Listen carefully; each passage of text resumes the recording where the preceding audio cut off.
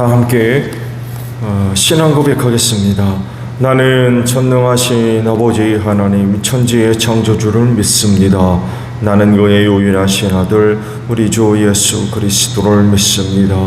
그는 성령으로 잉태되어 동정녀 마리아에게서 나시고 본디오 빌라도에게 고난을 받아 십자가에 못 박혀 죽으시고 장사된 지 사흘 만에 죽은 자 가운데서 다시 살아나셨으며 하늘에 오르시어 전능하신 아버지 하나님 우편에 앉아 계시다가 거기로부터 살아있는 자와 죽은 자를 심판하러 오십니다.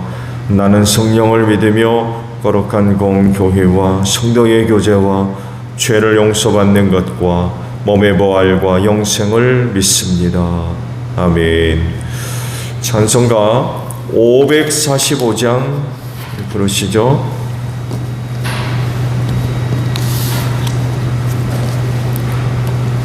545장 부르시고 말씀을 봅니다.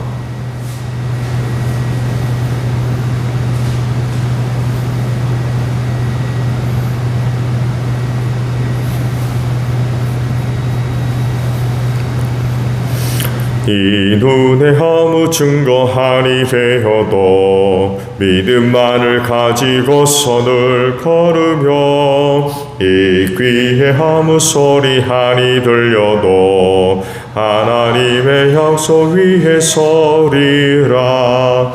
걸어가세 믿음 위에 서서 나가세 의심 버리고 걸어가세 믿음 위에 서서 눈과 위에 아무 증거 없어도 이 눈이 보기에는 어떠하든지 이미 얻은 증거대로 늘 믿으며 이 마음에 의심 없이 살아갈 때에 우리 소원 주 안에서 이루리.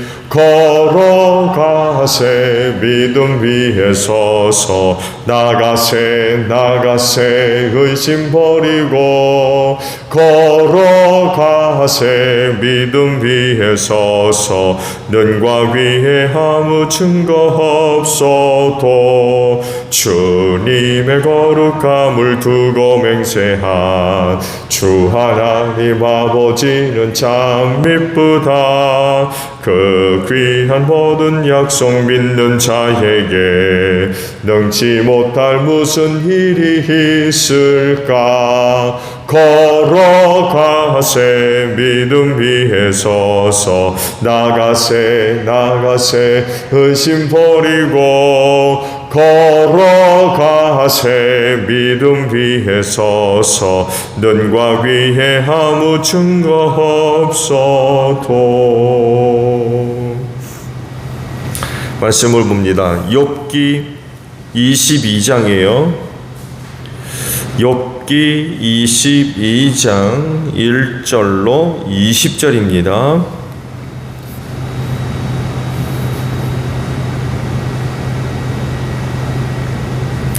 욥기 22장 1절로 20절입니다. 대만 사람 엘리바스가 대답하였다. 사람이 하나님께 무슨 유익을 끼쳐 드릴 수 있느냐? 아무리 슬기로운 사람이라고 해도 그분께 아무런 유익을 끼쳐 드릴 수가 없다. 내가 올바르다고 하여 그것이 전능하신 분께 무슨 기쁨이 되겠으며 내 행위가 온전하다고 하여 그것이 그분께 무슨 유익이 되겠느냐? 네가 하나님을 경외한 것 때문에 하나님이 너를 책망하시며 너를 심판하시겠느냐? 오히려 내 죄가 많고 내 죄악의 끝이 없으니 그러한 것이 아니냐? 내가 까닭없이 친족의 재산을 압류하고 옷을 빼앗아 헐벗게 하고 목마른 사람에게 마실 물 한 모금도 주지 않고 배고픈 사람에게 먹을 것도 주지 않기 때문이 아니겠느냐? 너는 권세를 이용하여 땅을 차지하고 지위를 이용하여 이 땅에서 거들먹거리면서 살았다. 너는 과부들을 빈손으로 돌려보내고 고아들을 혹사하고 학대하였다. 그러기에 이제 네가 온갖 올무에 걸려들고 공포에 사로잡힌 것이다. 어둠이 덮쳐서 네가 앞을 볼 수 없고 홍수가 너를 뒤덮는 것이다. 하나님이 하늘 높은 곳에 계시지 않느냐? 저 공중에 높이 떠 있는 별들까지도 하나님이 내려다보고 계시지 않느냐? 그런데도 너는 하나님이 무엇을 아시겠으며 검은 구름 속에 숨어 계시면서 어떻게 우리를 심판하실 수 있겠느냐? 짙은 구름에 그가 둘러싸여 어떻게 보실 수 있겠느냐? 다만 하늘에서만 왔다 갔다 하실 분이겠지 하는구나. 너는 아직도 옛 길을 고집할 셈이냐? 악한 자들이 걷던 그 길을 고집할 셈이냐? 그들은 때가 되기도 전에 사로잡혀갔고 그 기초가 무너져서 강물에 떠내려가 버렸다. 그런데도 그들은 하나님께 말하기를 우리를 좀 그냥 내버려 두십시오. 전능하신 분이라고 하여 우리에게 무슨 일을 더 하실 수 있겠습니까? 하였다. 그들의 집에 좋은 것을 가득 채워주신 분이 바로 하나님이신데도 악한 자들이 그런 생각을 하다니 나는 이해할 수 없다. 이런 악한 자가 형벌을 받을 때에 의로운 사람이 그것을 보고 기뻐하며 죄 없는 사람이 그것을 보고 비웃기를 과연 우리 원수는 전멸되고 남은 재산은 불에 타서 없어졌다 할 것이다. 아멘. 자, 오늘 아침에는요 15절에 있는 말씀을 아침에 함께 나누려고 그래요. 말씀을 보면 너는 아직도 옛 길을 고집할 셈이냐? 악한 자들이 걷던 그 길을 고집할 셈이냐? 라는 말씀입니다.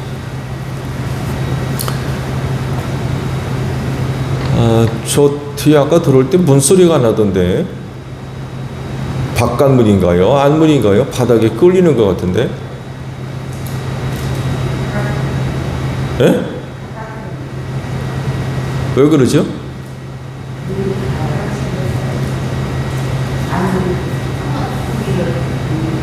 잡아다니세요? 미세요? 네. 잡아다녀도 다요? 큰일 났네. 그래요?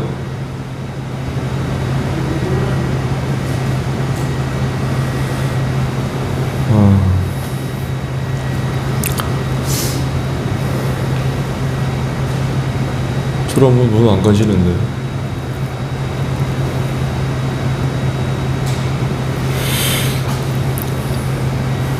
자, 오늘 본 전체적인 말씀은 대만 사람 엘리바스의 권면이죠. 세 번째 권면이라고 설명을 붙여놨어요. 근데 여러분 그 차이점을 좀 발견하고 계시나요? 그 욥을 찾아간 친구들이 권면의 횟수가 늘어날수록 그들의 권면의 내용이 굉장히 구체화되기 시작합니다. 점점 구체화되고 있어요. 그러니까 이렇게 표현할 수 있을 것 같아요. 너 죄인이야. 이런 표현할 수가 있을 것 같아요. 그러니까 욥에 대한 판단, 결국 오해죠. 이런 것들이 구체화되어 갑니다. 처음에는요, 욥을 두고 한 권면의 내용들을 보게 되면 피상적인 부분이 강했는데 횟수가 더해갈수록 욥을 두고 하는 권면임을 숨기지 않습니다. 처음에는 그냥 포괄적으로 넓게 이렇게 이제 표현됐는데 횟수가 더해갈수록 내가 얘기하는 건 바로 너야. 이렇게 아주 구체화되기 시작합니다. 그러니까 내가 그렇게 큰 시련 당하는 것은 네가 저지른 죄악 때문에 그래.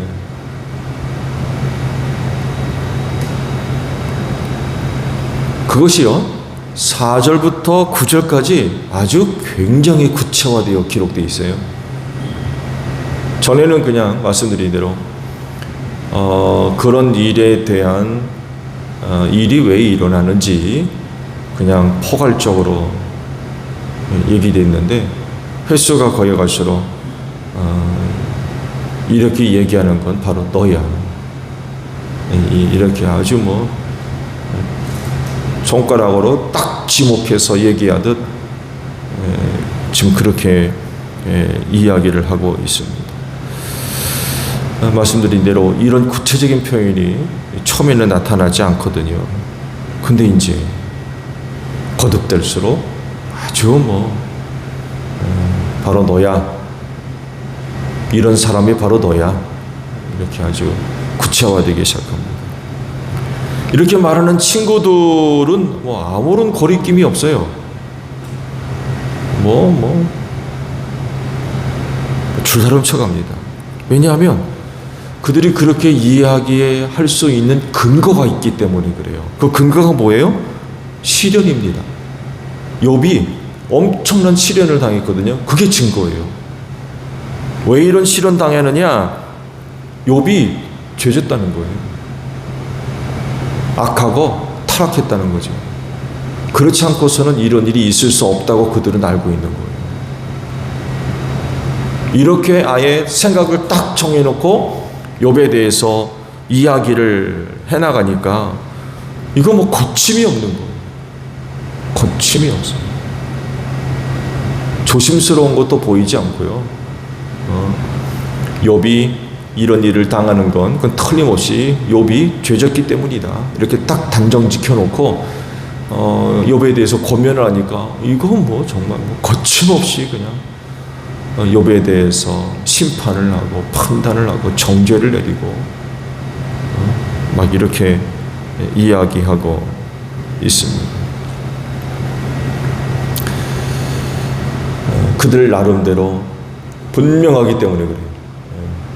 그건 뭐 확실한 사실이다 하고서 그냥 뭐. 그런데 이제 욥이 문제인 거죠. 근데 이제 욥이 문제예요.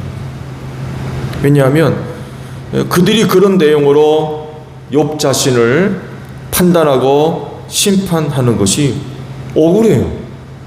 지금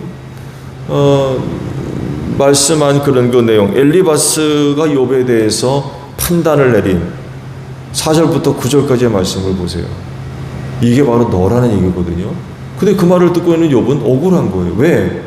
한 번도 그런 일이 없거든요. 친구들의 권면을 받아들일 수가 없는 거예요. 인정할 수가 없고. 지난번에도 말씀을 봤죠. 하나님께서 욥을 두고 사탄에게 자랑하셨거든요. 그때 내용을 보세요. 이 세상에는 그 사람만큼 흠이 없고 정직한 사람이 없다. 그렇게 하나님을 경외하며 악을 멀리하는 사람은 없다라고 자랑했던 사람이 욥이거든요. 근데 친구들은 와가지고 나쁜 짓 했다는 거예요. 너 나쁜 짓 했다. 욥을 두고 자랑했던 하나님의 그런 그 내용과 친구들이 지금 하고 있는 내용과 비교해 보더라도 굉장히 큰 차이가 있거든요. 누가 지금 모르고 있는 거예요? 하나님이 모르시는 거예요? 친구들이 모르고 있는 거예요? 네? 친구들의 말이 맞다면 하나님은 욥을 몰라도 너무 모르는 거죠. 너무 모르는 거예요. 근데 그런가요? 친구들이 욥에 대해서 더 잘 알겠습니까? 하나님이 더 잘 알겠습니까? 당연히 하나님이 친구들보다도 더 잘 아시죠. 그러면 친구들이 와서 지금 욥에 대해서 이야기하는 그 이야기는 무슨 얘기예요? 거짓말이라니, 거짓말. 헛된 말을 하고 있다는 거예요. 그런데도 불구하고 왜 이런 말을 거침없이 하고 있느냐? 앞서 말씀을 드린 대로 욥이 고난당하니까 틀림없이 아마 이런 짓을 했다. 그리고 단정 짓고 욥을 심판하고 있는 그런 그 내용인 거죠. 이렇게 하나님께서 자랑하듯 살았던 욥이 친구들로부터 그런 악담을 들으니까 이게 얼마나 기가 막힌 노릇입니까? 이게 기가 막힌 노릇입니다. 답답한 거죠. 오늘 주신 이 말씀이 이제 그중 이제 하나입니다. 욥이 옛길을 고집하며 가고 있고 또 악한 자들이 걸었던 그 길을 가고 있다라고 지금 주장하고 있는 거죠. 그런가요? 욥이 지금 엘리바스가 주장하는 대로 그런 옛길을 가고 있습니까? 그런가요?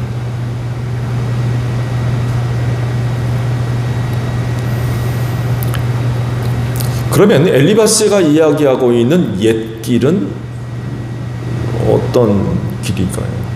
옛길. 우리 옛날 길이겠죠. 말 그대로.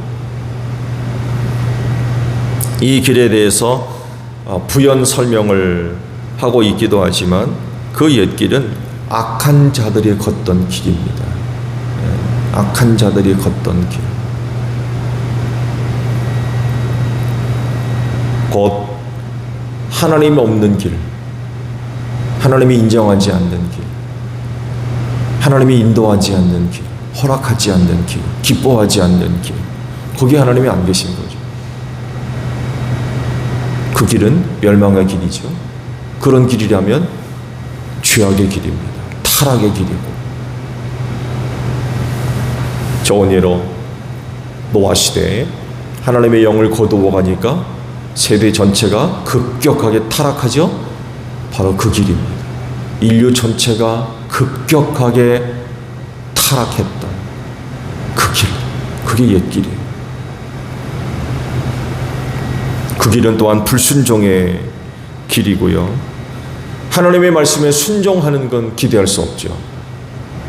하나님의 순종하면 옛길이라.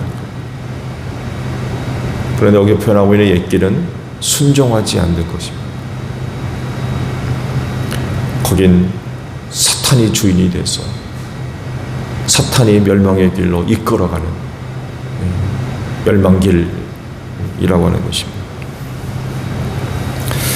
이 옛길을 잘 보여주는 사건을 성경에서 찾아보게 되면 광야 이스라엘 백성들이 보여주었죠. 가나안 정탐 사건이 그중 좋은 예인 것 같아요. 12명의 정탐꾼을 가나안으로 보냈지만 여호수아와 갈렙만이 그 땅을 믿음으로 봅니다. 그렇지만 나머지 10은 불신합니다. 당연히 그 땅에 대한 보고는 다를 수밖에 없죠. 믿음으로 보느냐 그렇지 않느냐에 따라서 보고의 내용이 완전히 달랐어요. 문제는 백성들이었습니다. 백성들이 어느 길로 갑니까? 여호수아와 갈렙의 믿음의 보고, 믿음의 길로 가지 않습니다. 10사람이 이야기한 불신앙의 보고.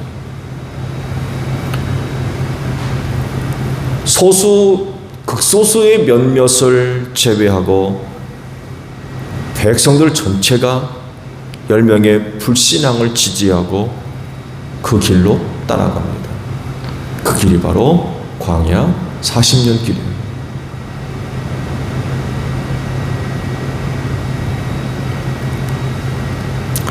그것에서 또 다른 길이 나타나죠. 고라의 반역 사건이 또 좋은 예죠. 하나님이 인정하지 않는 길. 고라도 레위 지파였지만 같은 레위 지파에 아론과 모세가 나서서 백성들을 지도하고 인도하는 걸 못마땅하게 여겼죠. 너만 레위 지파냐? 나도 레위 지파다. 해가지고 너희들이 어떻게 해서 백성들의 군림하느냐 하면서 반항을 일으켰죠. 반란을 일으켰어요.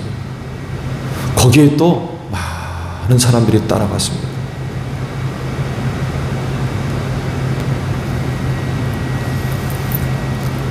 금향로 사건이 터지죠. 향로에서 불이 나와서 또 아론의 쌍난 지팡이 사건이 거기서 나오고 하나님께서 인정하신 길과 그렇지 않은 길이 확연하게 다르죠. 고라의 반역 사건이 바로 좋은 예입니다. 딴 길 가는 거. 하나님이 인정하는 길이 아닌 딴 길. 그 인간 스스로가 만들어 놓은 길이죠. 거기에 많은 사람들이 유혹을 받아가지고 그 길 따라갔다가 또 많은 사람들이 죽임을 당하죠. 또 보게 되면 모세가 시내산에 올라서 율법을 받으면서 내려오질 않으니까 그 밑에는 백성들이 난리가 났죠. 우리를 인도하던 모세가 안 보인다. 그러면 그를 대신할 신을 좀 만들어다고 아론이 백성들이 위협에 굴복해가지고 금을 거두어다가는 금송아지 만들어놨죠. 이게 너희를 인도할 신이다. 그래가지고 난리가 났죠. 모세가 10계명을 받아가지고 내려올 때 보니까 백성들이 금송아지를 만들어 놓고는 제사 드리고 춤추고 난리가 난 거예요. 얼마나 화가 났으면 돌판을 내던져 버립니까? 깨트려 버립니다. 하나님이 직접 만드신 거였어요. 첫 번째 돌판은. 그렇죠? 얼마나 화가 났으면 세상에 그 돌판을 던져서 깨트려 버리냐고요. 딴 길 가는 거죠. 딴 길 가는 거예요. 산 밑에 백성들 금송아지 만들어 놓고 딴 길 가는 거예요. 저들이 인도할 신은 하나님밖에 없는데, 그리고 버젓이 모세가 그 시내산에 올라서 말씀을 받고 있잖아요. 그 백성 눈으로 하나님께서 그 산에 임재하신 것을 보았잖아요. 산에서 불이 나고 연기가 나고 소리가 나고 그 백성들이 가면 죽을까 해가지고 모세를 대신 올려보낸 거 아닙니까? 근데 40일을 못 참았어요. 40일을 못 참았어요. 그리고는 딴 길 가는 거죠. 하나님이 인정하시고 이끄시는 길이 아닌 딴 길 가는 거예요. 거기서 또 하나님이 진노를 받아서 많은 사람들이 또 죽임을 당하죠.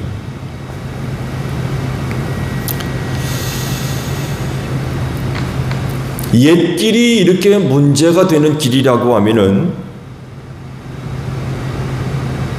어떤 길로 가면 되겠습니까?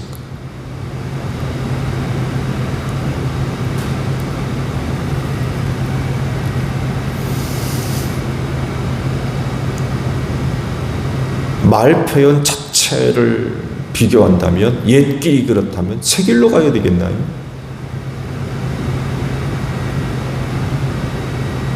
옛 길이 그렇게 타락의 길이고 범죄의 길이고 멸망의 길이라면 우리가 가야 할 길은 생명의 길, 구원의 길, 은혜의 길, 그래야 되겠습니까? 묘하간에 분명한 사실은 옛 길로 가면 안 되는 건 사실이에요. 거기 하나님이 함께 하지 않아서요. 하나님이 인정하는 길이 아니에요. 타락의 길이에요. 범죄의 길이고요. 그럼 그 길이 어떤 길이냐라고 할 때 예수 그리스도가 바로 참된 길인 줄로 믿습니다. 예수님도 자신을 가리켜서 길이라고 그러셨잖아요. 나는 길이요, 진리요, 생명이다. 나는 길이라고 그랬어요.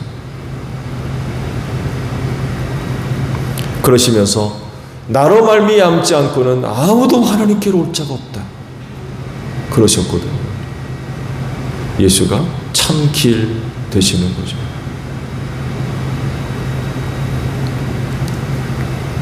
세상엔 수많은 길이 있습니다. 그리고 이 길 위에 수많은 사람들이 있어요. 나름 그 길이 참된 길이라 여서 그 길 걷는 사람들 많이 있습니다. 누구는 네 길, 누구는 저 길 하면서 그 길 위에 많은 사람들이 있습니다. 그렇지만 참된 길, 즉 사람을 구원하는 생명길은 오직 하나, 예수 그리스도 이외에는 없는 줄로 믿습니다. 그러므로 딴 길 갈 것이 아니라 오늘 말씀과도 같이 옛길, 타락한 자들이 걷는 그런 그 옛길이 아닌 참길 되시는 예수 그리스도께로 나아가야 되는 줄로 믿습니다. 그분께 순종하고 그러면 그 길에서 우리는 생명을 얻게 될 것입니다. 사도 바울이 옛길 걷다가 누구 만나요? 예수님 만났어요. 다마스쿠스로 예수 믿는 사람들 붙잡으러 가다가 주님이 거기 찾아오셨죠. 사울아, 사울아. 부활하신 예수님 만났어요. 당장 그 길에서 돌아서죠. 그는 그 길 계속 가지 않았습니다.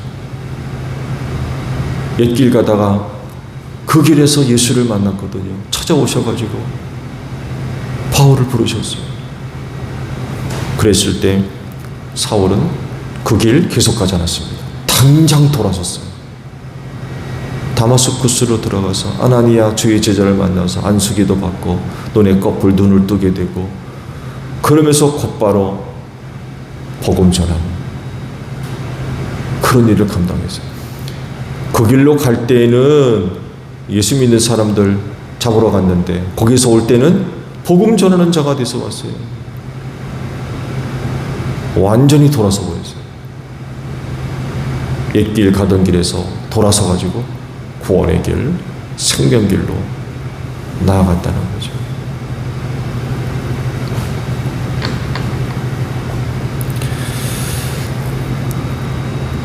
부활의 예수를 딱 만나고 난 뒤 자기가 가고 있는 길이 이게 아니라는 것을 금방 깨달았어요.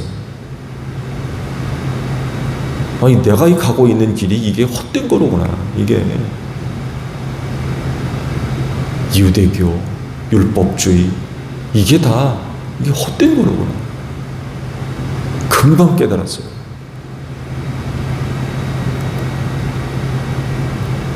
참된 길을 만나니까 옛 길을 금방 구분한 거예요. 전에는 그게 전부였어요. 그 길만 있는 줄 알았어요. 그 길을 걸어야만 되는 줄 알았어요. 그래서 누구보다도 열심히 그 옛 길 따라 걸었습니다. 여러분 아시듯이 바울 되기 전인 사울, 유대교에 그처럼 열심인 사람이 없었습니다. 나름 자기의 고백에 의하면 율법 어긴 적이 없었다고 했어요. 철저하게 율법을 지켰다고 했어요. 이건 뭘 얘기해요? 그 옛길 열심히 달려갔다는 거예요. 그 길밖에 없는 줄 알고. 근데 그러다가 예수 딱 만나니까 이거 잘못됐네? 이 내가 지금 가고 있는 이 길이 잘못된 거구나. 금방 깨달았어요. 그걸 깨닫자마자 당장 돌아섰죠. 잠깐만요. 1년 뒤에 볼까요? 3년 뒤에 볼까요? 그게 아니었어요. 옛길 가다가 예수 딱 만나고 나니까 이거 잘못된 거구나. 이거 잘못된 길이구나. 그 길에서 당장 빠져나갔습니다. 이걸 알고는 유대교가 바울을 죽이려고 얼마나 또 길을 씁니까? 배반전한 거죠. 배반전. 그랬어도 바울은 그 길 끝까지 가죠. 옛길에서 나와서 예수 만난 그 길 자기 목숨을 다할 때까지 한 번도 흐트러뜨리지 않았어요. 가야 할 그 길 끝까지 갔습니다. 그 길 가면서 얼마나 많은 어려운 일을 당했습니까? 이루 말할 수 없는 많은 어려운 일을 당했어도 예수 한번 만나고 나니까 이 길이 참된 길인 걸 알았어요. 그러니까 그 길 가면서 어떤 어려움 당해도 흔들리지 않는 거예요. 아멘. 이 길도 아닌 개벼. 그리고는 또 딴 길 가는, 그게 아니라 부활의 예수를 딱 만나고 난 뒤 이 길이 참된 길이구나 라는 걸 알고는 끝까지 가는 거죠. 무슨 일을 당해도 그 길밖에 없다는 걸 바울이 깨달았기 때문에 그렇습니다. 그래서 그 길을 걷는 사람이라고 하면 옛길로 돌아가야 됩니까? 말아야 됩니까? 옛길로 절대로 돌아갈 수 없어요. 알잖아요. 그 옛길은 생명이 없다는 거, 구원이 없다는 거 알아요. 그 길은 멸망의 길이라는 거. 근데 다시 옛길로 돌아갑니까? 절대로 돌아갈 수 없는 거죠. 예수 안에서 참된 일을 여러분들이 발견하신 분들이라고 하면 그 길 끝까지 달려가는 여러분들이 되시기를 바랍니다. 가다가 딴 길로 새고 옆길로 새고 뒷길로 새고 안 되는 거죠. 예수가 참된 길임을 깨달았고 믿었다고 그러면 그 길에서 다시는 벗어나면 안 돼요. 옛 길에서는 나와야 되지만 그리스도 안에서는 나오면 안 돼요. 계속 그 길을 가야 돼요. 무슨 일을 당해도 어떤 일이 있어도 흔들리지 않고 그 길, 참된 길 나아가셔야 됩니다. 지금까지 잘 오셨는데 앞으로도 그 길 벗어나지 말고 끝까지 주님과 함께 신앙의 경주를 달려가는 여러분들이 되시기를 바랍니다. 주기도문 합니다. 하늘에 계신 우리 아버지, 아버지의 이름을 거룩하게 하시며 아버지의 나라가 오게 하시며 아버지의 뜻이 하늘에서와 같이 땅에서도 이루어지게 하소서. 오늘 우리에게 일용할 양식을 주시고 우리가 우리에게 잘못한 사람을 용서하여 준 것 같이 우리 죄를 용서하여 주시고 우리를 시험에 빠지지 않게 하시고 악에서 구하소서. 나라와 권능과 영광이 영원히 아버지의 것입니다. 아멘. 기도하겠습니다.